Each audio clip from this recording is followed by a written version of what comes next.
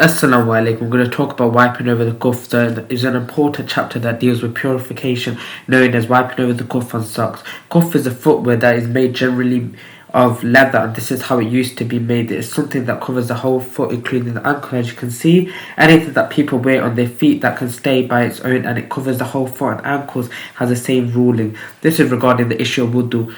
Surah Al-Ma'idah, Allah says, wash your arms to the ankles, then Allah says, wipe over your head and your feet to the ankles. This wipe over the head and your feet to the ankles is recited in two ways with the change of a vowel. When the vowel is changed, the meaning changes to no one meaning, which is all we read it. This translates to wipe over your head and wash your feet up to your ankles, and the other recitation refers to wipe over your head and wipe over your feet to the ankles.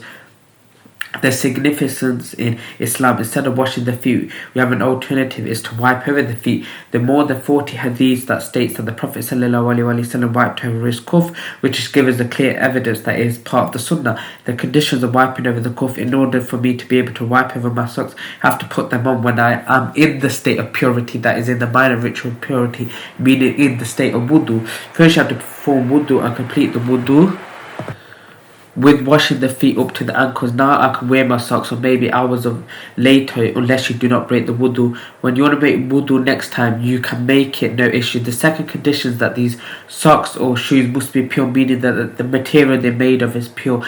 I can't wipe over the skin of a dead meat or pork, and I cannot wipe over socks and shows and has impurities such as urine. Praying in such state or with socks that have impurities is not permissible. The third condition is wiping over these socks can only be made to uplift a minor ritual impurity. If you're in a state of janaba or a major ritual impurity, this is not possible. I have to take them off and have a full ghusl, bath or shower. This is irrelevant to the hadith of Safwan that we were ordered that if we were travelling not to take off our khuff, we can perform our wudu while wiping over them for 3 days and 3 nights, whether we break it due to defected urinator or passing wind, but not of major ritual impurity. In this case, we need to take ghusl. The fourth condition is that the period must be honoured.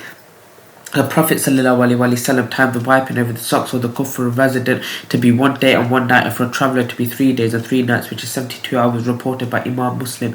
The period in which the 24 hours or 72 hours starts is when you first wipe over the socks in wudu. You can wipe over the socks, shoes, the khuff, any footwear that covers, so you can't wipe over sandals or flip-flops that cover the whole feet, including the ankles, and it sticks by itself and does not curl. I can wipe over the turban as a head cap. It's permissible to wipe over a turban as the Prophet ﷺ did that, and it's part of the sunnah. In terms of those with a wig, such as cancer patients going through chemotherapy, to hide such a defect, if a wig is difficult to put back again, which is not the case, usually it is very easy, usually you can wipe over it, but if there's a difficulty, then it's permissible to wipe over it. Wiping over a hijab is permissible according to Taymiyyah when there is a fear of illness or extreme temperatures, cold weathers that would introduce hardship.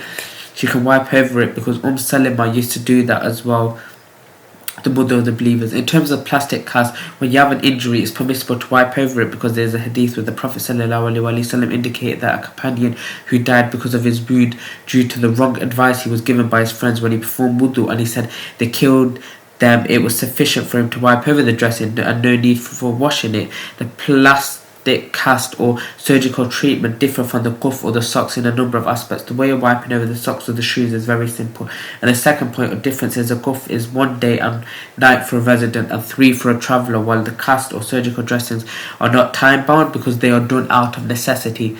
The first difference is for the cast, I need to wipe over the whole area. The second difference is no time frame for it. As long as I have a cast for a month, I can wipe over it. The third difference is, unlike the khuff, I don't have to put the cast in the state of purity because it is being put on as being forced, not out of will, so it can be put in any state. If a traveller while travelling wiped over his socks, now he has 3 days and 3 nights, but he arrived home on the second day. Now the period has been interrupted. He is no longer considered to be a traveller, so it begins with the wiping of a resident.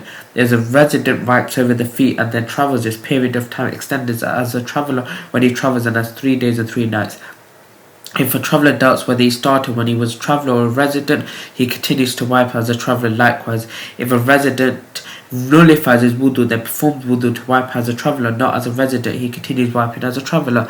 I leave here fi amanillah wa sallallahu wa baraka ala nabina Muhammad. Astaghfirullah. Assalamu alaikum wa rahmatullahi wa barakatuh.